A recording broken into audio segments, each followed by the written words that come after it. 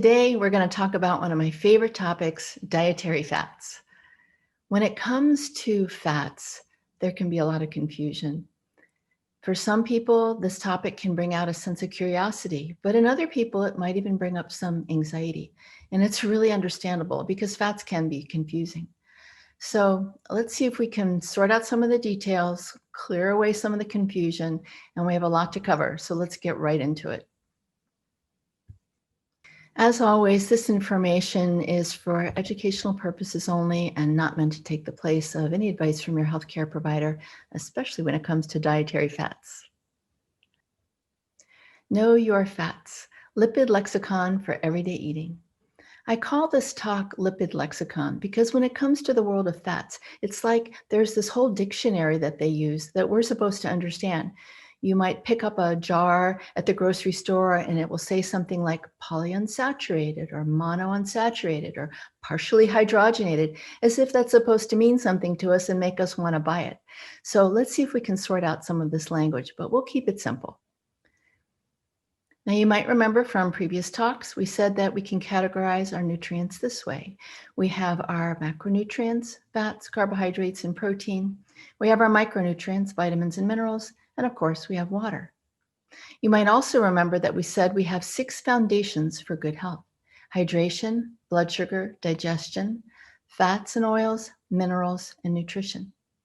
Now, you might look at this list and you go, fats and oils are on here. Where are carbohydrates and protein? Aren't they important? Aren't they a foundation of good nutrition? Don't they all come under the category of nutrition?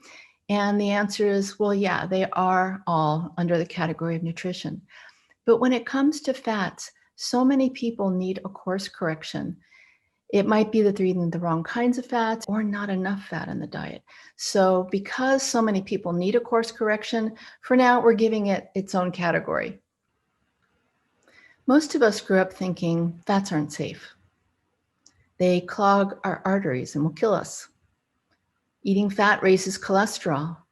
Animal fats are saturated fats, and saturated fats are bad. Eating fat makes you fat. Fat-free foods are the healthiest foods, and a low-fat diet is a heart-healthy diet. Sound familiar? It might be hard to even question some of these statements. We've been hearing about the benefits of a low-fat diet for so long that these statements might just sound like common sense, yet they're largely false. Now, make no mistake, heart disease is real, but models of heart disease are shifting away from dietary fat and more toward models of inflammation. In fact, in some cases, it's the unhealthy fats that people eat that causes the inflammation, while other fats reduce inflammation and are health-promoting superfoods. So here are some fat facts. All fats are made of lipid molecules called triglycerides. Triglycerides consist of fatty acids, which are combinations of carbon, hydrogen, and oxygen atoms. Fats can be natural, or they can be created in labs and engineered. Fats can be refined, or they can be unrefined. Some fats raise cholesterol, and some help lower it. When they're solid at room temperature, like this butter here, we call them fats. But if they're liquid at room temperature, think of olive oil, we call them oils. Why are fats so important to us? Why do I get so excited about this topic? What I want you to understand is how much your body longs for healthy fat. Fats aren't just beneficial, they're essential. Fats nourish your membranes, the membranes in your body. So think about your mouth, your nose, your lungs, bladder, stomach, intestines. All of those membranes require fat. Fats provide a protective lining for your organs. Fats provide building blocks for cells and cell membranes. Look at this. This is a cell, one of your 30 trillion cells, and every one of those cells, as well as the little components inside the cells, have membranes. And those membranes are made of something called a phospholipid bilayer, just a fancy term meaning it needs fat. Your brain is 60% fat, and fat coats the nerves in your body. There's something called the myelin sheath. Fat helps keep your body warm.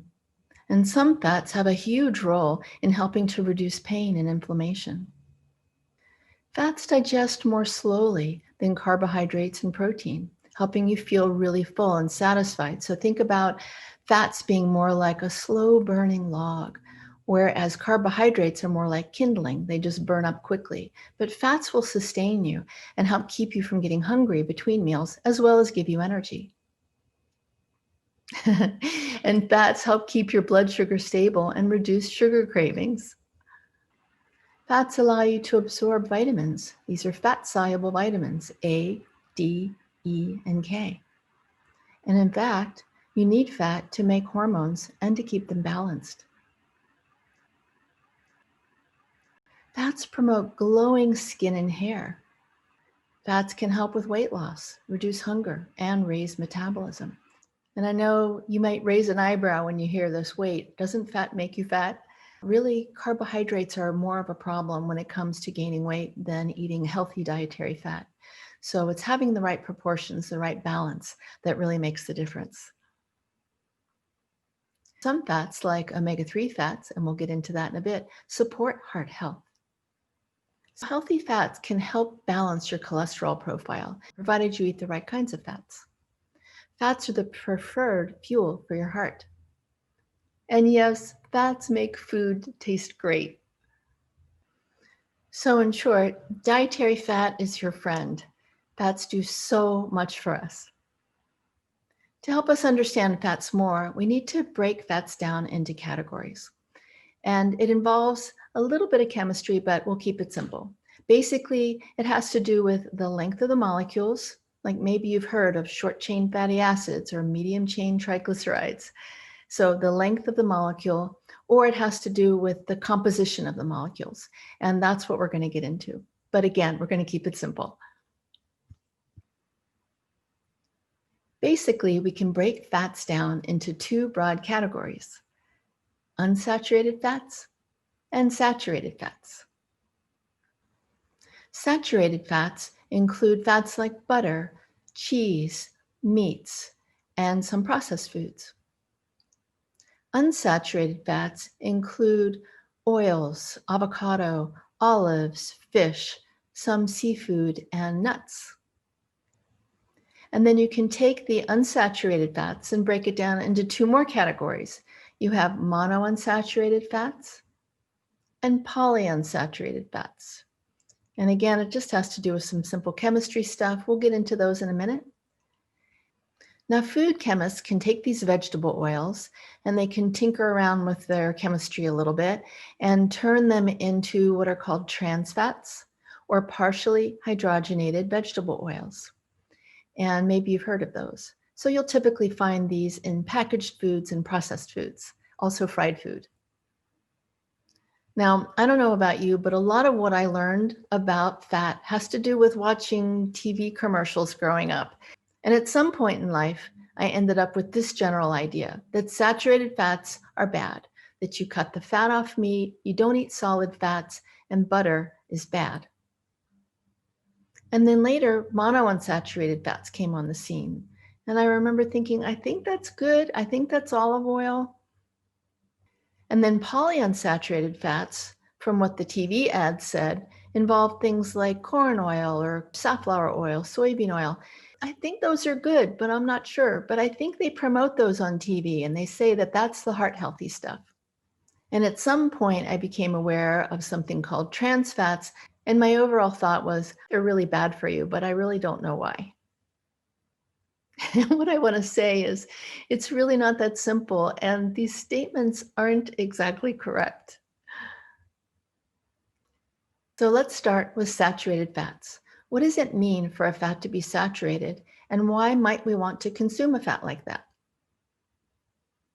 When we say a fat is saturated, it just means that it has molecules that are loaded with hydrogen.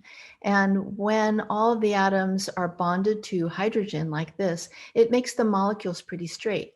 And when the molecules are straight, they pack together really tightly. Think of like sardines in a can or standing shoulder to shoulder in the subway. You can fit more in. And that's what makes the fats denser, and that's what makes them solid. So they look like this.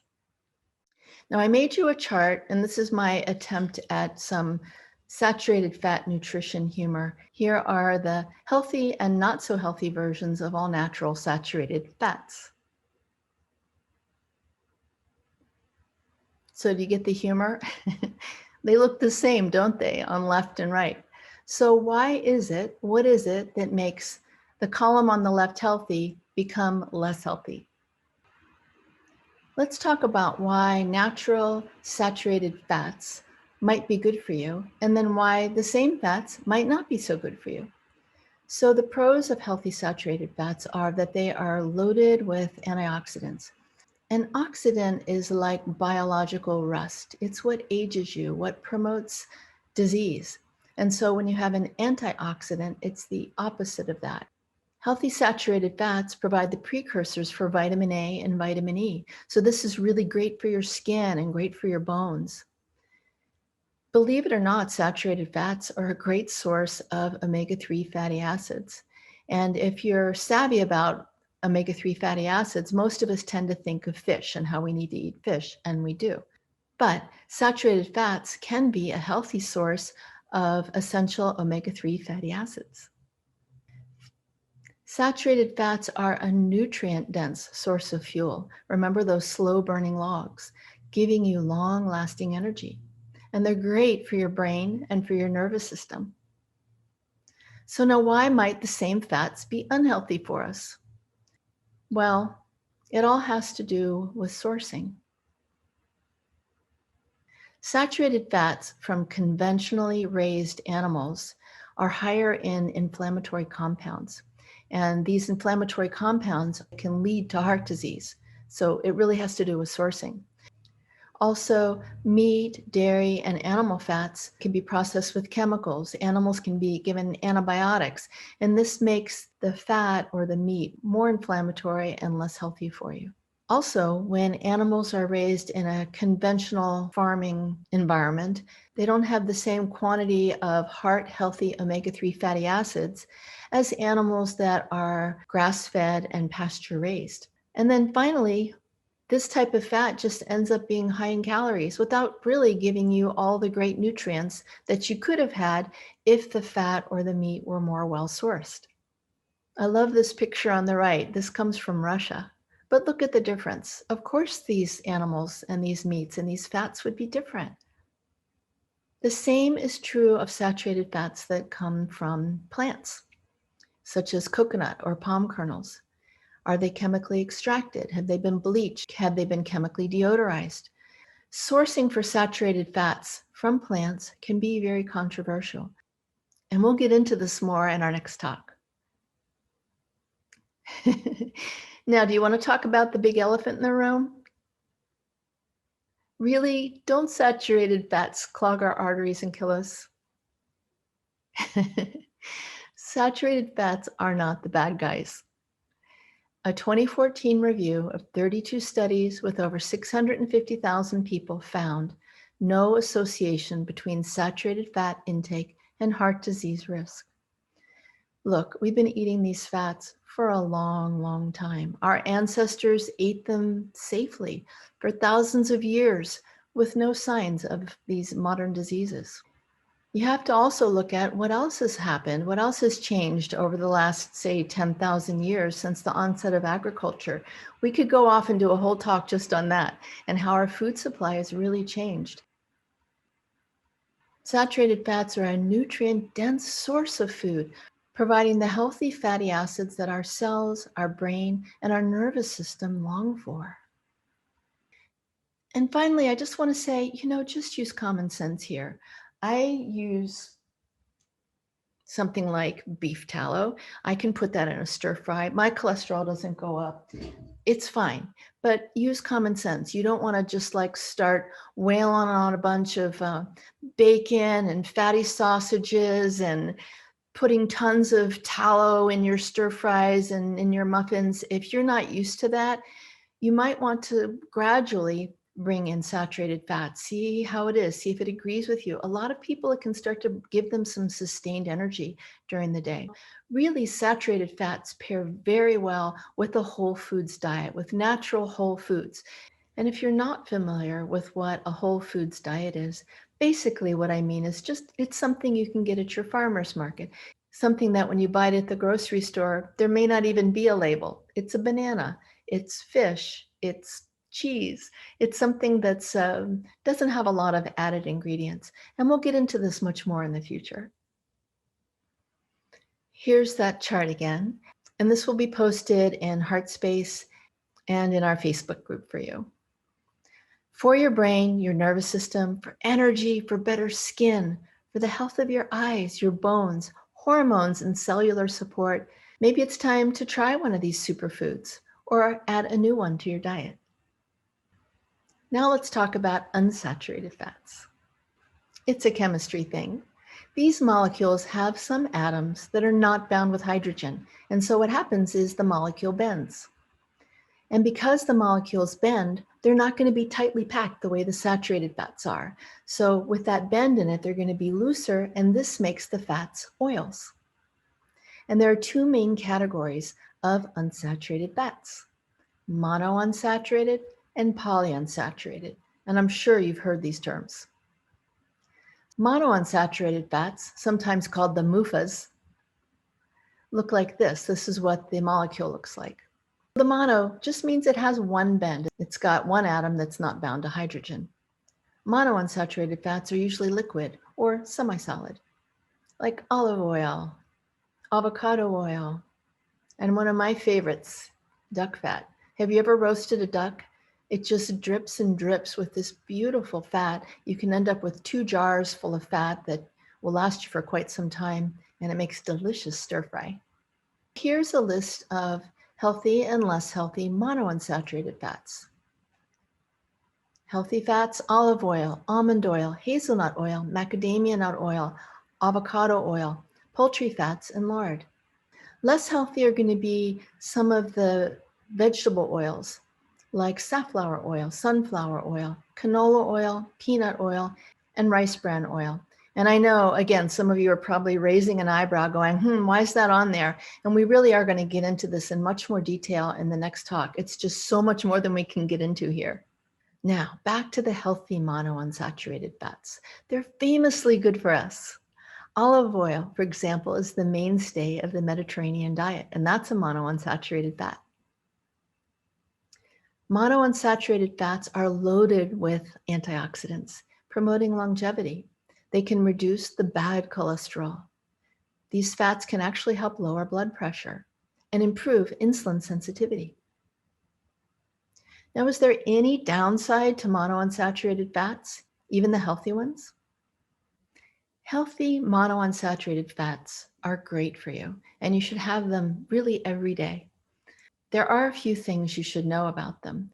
One is because they're not saturated with as many hydrogen atoms, these fats can oxidize and they don't have as long a shelf life as saturated fats. So they can go bad.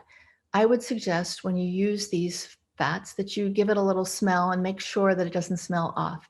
If a fat that you're using ever smells off, toss it out because you don't want to be eating rancid oils. Also, monounsaturated fats are not for cooking at very high temperatures. And later in this talk, I'll show you a chart, and I'll be providing you with a chart so that you can know which fats are best for cooking at high heat.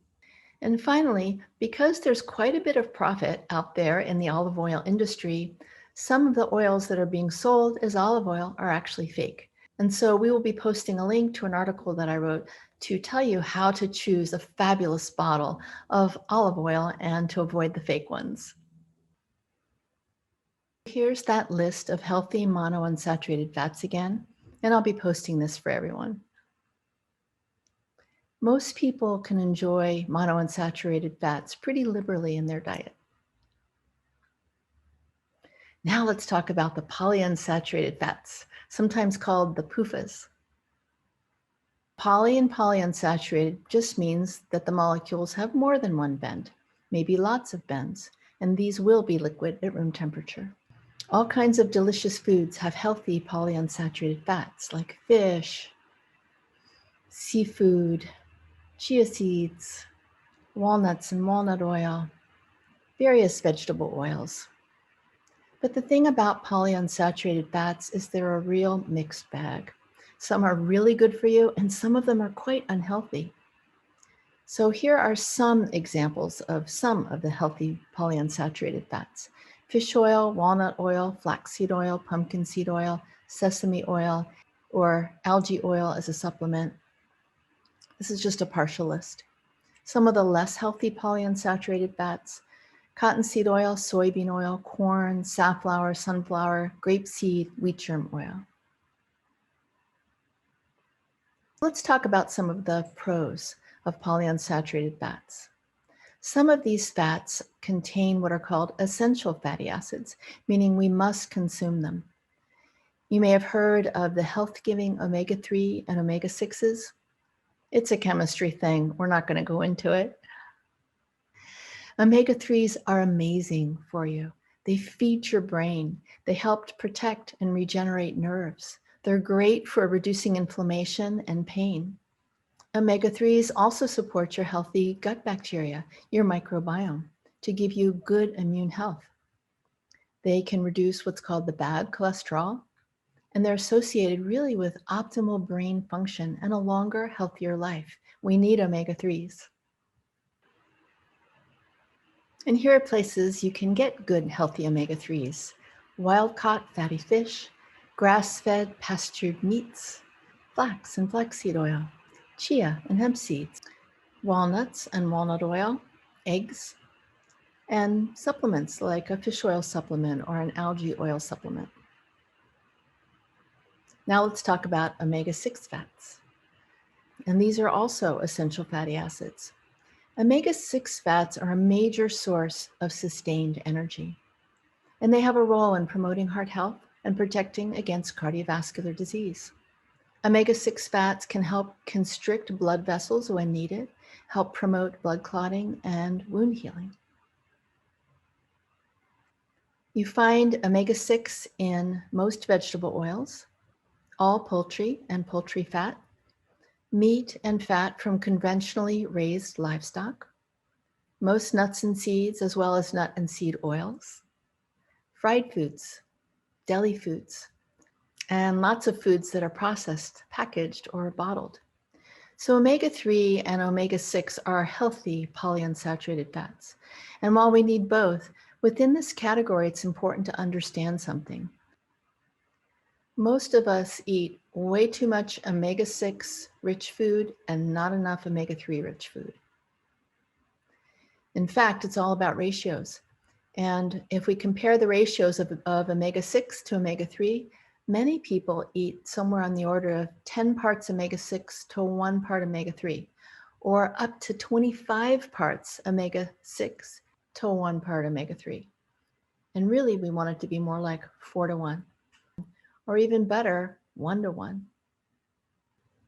We definitely need both, but many of us need to work toward a better ratio of omega-6 to omega-3 fatty acids in our diet, because too much omega-6 is strongly related to inflammation, heart disease, high blood pressure, even blood clots and stroke, associated with some cancers, and really overall poor health outcomes. So remember at the beginning when I was talking about a course correction, this is one of the big places that we could stop, take a pause, and look at your omega-6 to omega-3 ratios.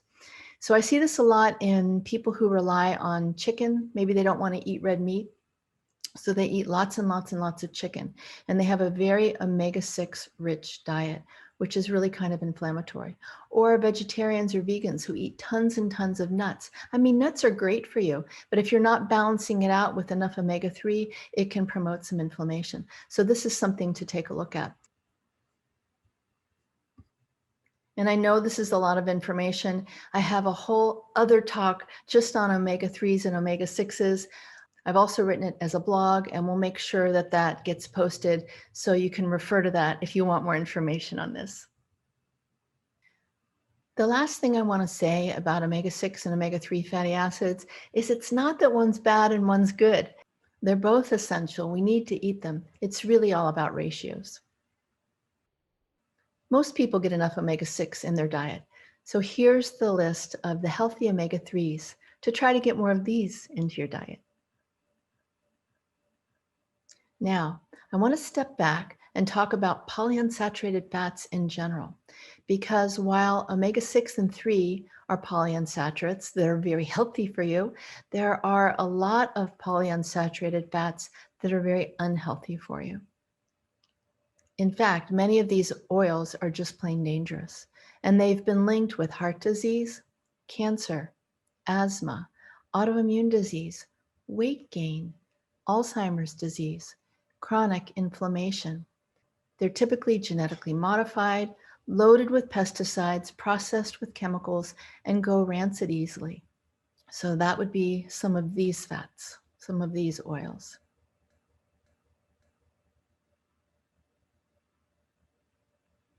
And that's why I say polyunsaturates are a real mixed bag.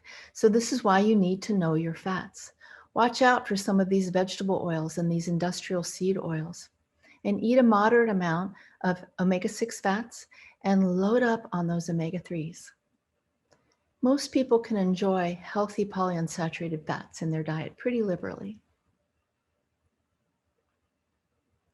Now, all these charts that I made, I'll make sure that you have a copy of these in HeartSpace and in our Facebook group. Now let's move on to what are called the trans fats. Trans fats can be natural or artificially created, and the molecules have a little twist in them. They can be created by adding hydrogen to liquid oils in certain configurations. You can find natural trans fats in ruminant animal fat like beef and lamb, and also in dairy products. And small quantities of these natural trans fats are pretty good for you. But now let's talk about the fake fats. Trans fats get their origin from the same fats that we used to use to make candles and soap.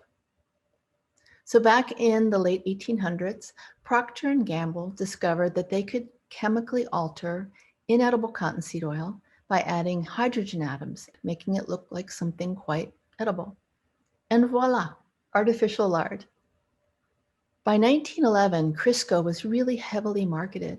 Consumers were told that it was a lighter, fluffier, cleaner, healthier version of lard, so it was an alternative that was better. They didn't really know if it was safe to eat or not, but it stuck around for decades. By the 1950s, Big Food started creating trans fats from vegetable oils like corn and soy. And that's because the demand for cottonseed oil became so high, the prices went up, and so they turned to cheaper oils. So they were able to create something that looked and tasted like a natural fat, but it was made in a lab. And I know some of you are going to look at this picture and go, oh, gross. And some of you are going to go, that looks really good. And hey, we don't judge. We all grew up in our various cultures during whatever time period we grew up, and we ate what we were given. And so now we're just trying to sort it out and make some sense of it all, okay? By the 1970s, trans fats became the backbone of Big Food, and decades would pass before research finally revealed that these fats were really bad for us. I like this picture. I call this why engineered trans fats are scary weird. When chemists add those hydrogen atoms to oil, it fundamentally changes them. It changes their structure. It turns out these engineered oils have unnatural effects on cell membranes. Here's your cell membrane. Remember I said it's a phospholipid bilayer? See all those little yellow things and the little tails? These are made up of many different types of fatty acids. Your cells need fat. And some mutation of the cell membrane is central to pretty much every disease. So we want our cell membranes to be intact and to be healthy, not tinkered with. Artificial trans fats cause inflammation. They're linked to many diseases. They raise the bad cholesterol. They're linked to heart disease and damage the lining of your arteries.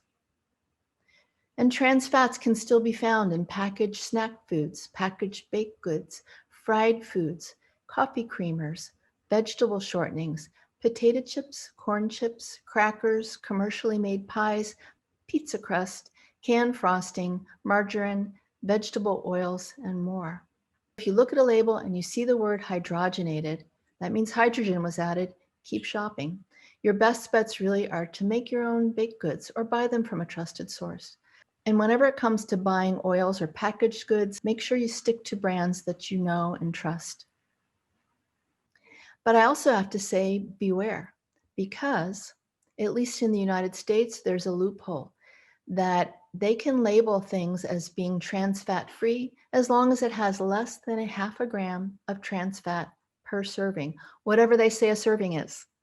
So it's a loophole that allows food manufacturers to still use trans fats. And even just in a bottle of vegetable oil, there can still be trans fats. I don't know about your country. Some countries are very strict and absolutely ban trans fats. And I'm imagining some countries have no food labeling. So it really does pay to know your fats, get to know the source. And I had to add this in. Is there something worse than trans fats? Once trans fats were on the outs, restaurants and home chefs turned to vegetable oils for frying because, hey, Crisco used to be a pretty good thing to fry in. We turned to canola oil, soybean oil, corn oil, just something sold as vegetable oil, right? This is what we use to fry food in. It turns out these oils become rancid very easily, and they're quite toxic when they're heated. They begin to off-gas aldehyde and formaldehyde, and these noxious byproducts have been linked to lung cancer, atherosclerosis, and Alzheimer's. It's really not okay to heat a lot of these vegetable oils. You want to know your fats and which ones are okay for heating. It can make a difference in your health. That's why I call this talk Know Your Fats, Lipid Lexicon. It's important to know what these words mean and what they don't mean. But I do want to leave you with this chart so that you at least have some idea of which fats are good for high heat cooking, medium heat, which ones shouldn't be cooked at all. So where do we go from here? By now, you know the quality of fats really does matter. You know that fats are really important to your diet. But how much fat should we eat each day? You probably remember from other talks that I like to talk more in ratios than in grams. So in general, for most people, eating about 40% of your calories from fat is a pretty moderate range. It's a starting point, but this is very, very bio-individual. Some people do better on a lower fat diet, as low as 22 to 25%. Some people do well on a very high fat diet, 60%, or people on ketogenic diets, it can go even higher. But let's break these fats down one more step. According to the Nutritional Therapy Association, target ranges for healthy fats in our diet, we want to have about 30% of our fats as saturated fats, as long as saturated fats agree with you. 60% monounsaturated, think olive oil and avocado oil, and 10% polyunsaturated. And in those polyunsaturated, make sure you get lots of omega-3s. Now you know your fats. You know that your body cries for healthy fats. Fats do so much for your body, so much for your metabolism, for your cell structure, for digestion, for your skin, for your hair. The list goes on and on. Fat really is your friend. I'm really excited about our next talk already. We're going to talk about how to choose a good fat when you're out shopping, know a little bit about how they're processed. What does expeller pressed mean versus cold pressed? How do you store fats? How long do they last? How do they taste? What's good for high heat cooking? Which ones shouldn't you cook at all? So we're going to go into that. I think it's going to be really fun. See you next time.